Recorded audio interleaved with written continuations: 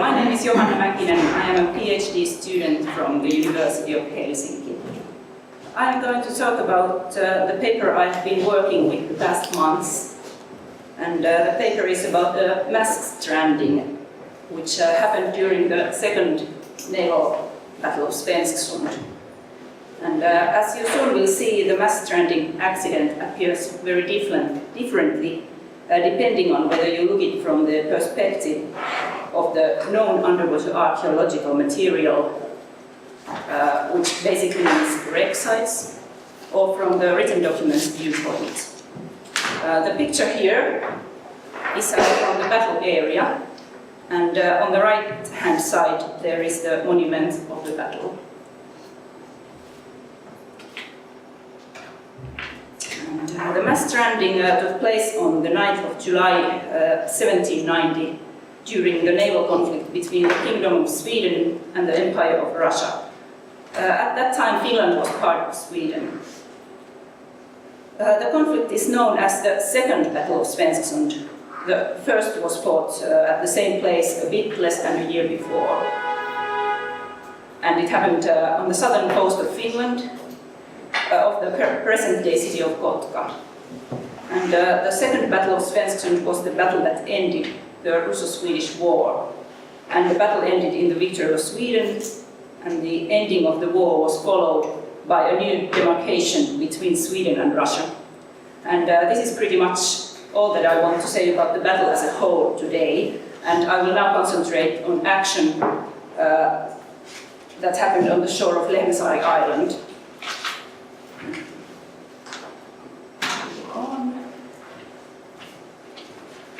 And here's a few maps. Maybe I will show you where the Lehmäsaari is. It's this quite large island here. And the black map is from the 19th century, and you can see the northern peak of Lehmäsaari here. And this is the oldest map. It was drawn quite soon after the battle, and I turned it around in order to orientate it the same way as the other two, and Lehmäsaari is here, and as you will see, it's drawn upside down. And according to the documents, large numbers of Russian vessels were pushed to the shore of Lehmäsaari Island on the east side of the battle area in the middle of the conflict. I'm not going into the reasons that caused the stranding catastrophe, but it seems to have been the result of several different factors, such as difficult weather conditions, which mainly means strong wind from the wrong direction, and of course very poor human resource management on the vessels. The mass stranding of the Russian vessels at Lehmäsaari has often been spoken in texts discussing the Second Battle of Svensksund, as well as those discussing the known underwater archaeological remains in this area. And many texts, however, define the mass stranding in a very loose way. And the 8 known wreck sites, which are here, I haven't written the name of the site because it's not really the point here. But these 8 known wreck sites in the vicinity of Lehmäsaari are often described as being Russian vessels drifted on shore, which they probably are. But at the same time, these sites are left with very little attempts to examine their relationship to the battle event. During the conflict, several kinds of Russian vessels were stranded on Lehmäsaari, but according to the primary sources, galley fleet, which consisted of 3 divisions, formed the most significant group among the stranded vessels. However, the galley seems to be totally absent from the archaeological record today, based on the data we have of these sites. Then a few words about the material I have used. The main body of material here is the Russian reports, which were written soon, only days after the conflict, including the lists of the lost vessels. And I have used these Finnish translations of the reports, and they are stored in the archive of the Kymenlaakso Museum in Kotka. And the material contains aftermath of the defeat, which basically means the reports of the Russian commanding officers, both the ones of galley divisions and also individual vessels, as well as narratives written by higher commanders. The reports describe the operation of the galley divisions and mention several vessels by their names. And the names are actually the key tool in this material. And I will show you the names of the vessels in a minute. But the names are very important because they give an opportunity to look closely at the destruction of the galley fleet vessel by vessel. And without the names, this kind of work would have been impossible to do in this formula. And using the names, I sought answers to questions such as how many galleys stranded on Lehmäsaari, and how many of the stranded galleys were left behind after the conflict, and why are the traces of the galley fleet absent from the area around Lehmäsaari, or are they? The written material, as these narratives, contains also, of course, biases and contradictions.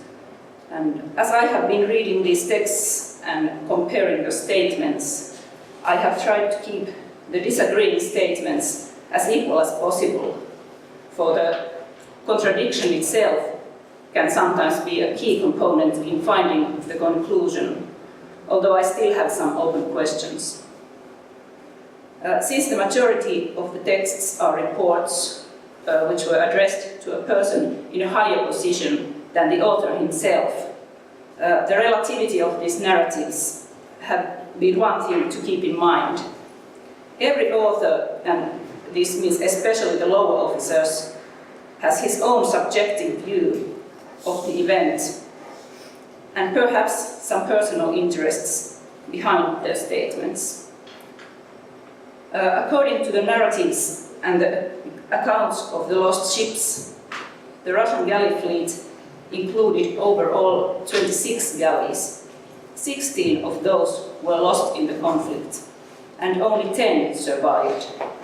And I made this flow chart here to demonstrate the elimination process of the galleys. So, overall number of the lost galleys was this 16, and 8 of these 16 galleys were lost already before the stranding even began. Other 8 galleys were lost during or after they stranded or crashed at Lehmäsaari. And of these 8 stranded galleys, only 2 or perhaps 3 were left behind, and all others were salvaged by the Swedes or burned. And here is a table where you can see all the lost galleys. Yeah. The lower 8 vessels were lost before the stranding catastrophe began, and upper 8 were lost at the island. There are also in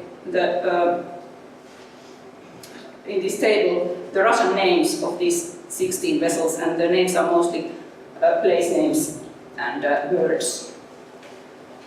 The High Commander of the Russian Navy gave an order of burning the stranded galleys. The purpose was to prevent them from ending up into the possession of the enemy. But not all of them were burned.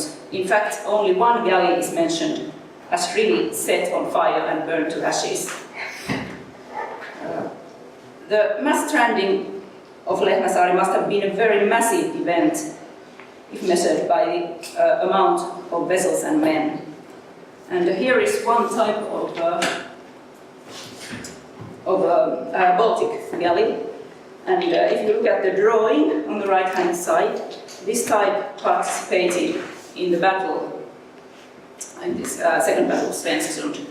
And this is a 25-bank galley with a crew of 362, of which 300 were rowers. The galley fleet, with its large 40 to 50 meters long vessels, formed the major part of the group of stranded vessels. Yet today, there is no archaeological material for which connection to the galleys could be confirmed. It seems that the amount and visibility of archaeological traces, which is practically zero at the moment, does not correlate at all with the material volume of the event. And although the mass stranding is a temporarily small-scale event, materially it manifests on a larger scale. Due to this material volume, the concepts such as residuality and reversibility are worth considering. Gary Lucas has stated that the material residue of an event should be connected not with individual things and objects, but with the material organization and assemblages of objects. And in the case of Lehmäsaari, it is perhaps about the success in retrieving the lost material as part of the system again. And other way around, we can think what could be a common denominator among the known 8 Lehmäsaari wreck sites. An obvious one could perhaps be an abandonment. And the vessels of which salvaging would probably carry a poor input-output relationship have of course better chances to become as part of the archaeological record and thus be more visible for us. And in this setting, the galley forms a clear type with its absence, as it seems to have been filtered out of the archaeological record of the area, although not all of the areas around the island have been thoroughly surveyed yet. Thank you so much for your attention.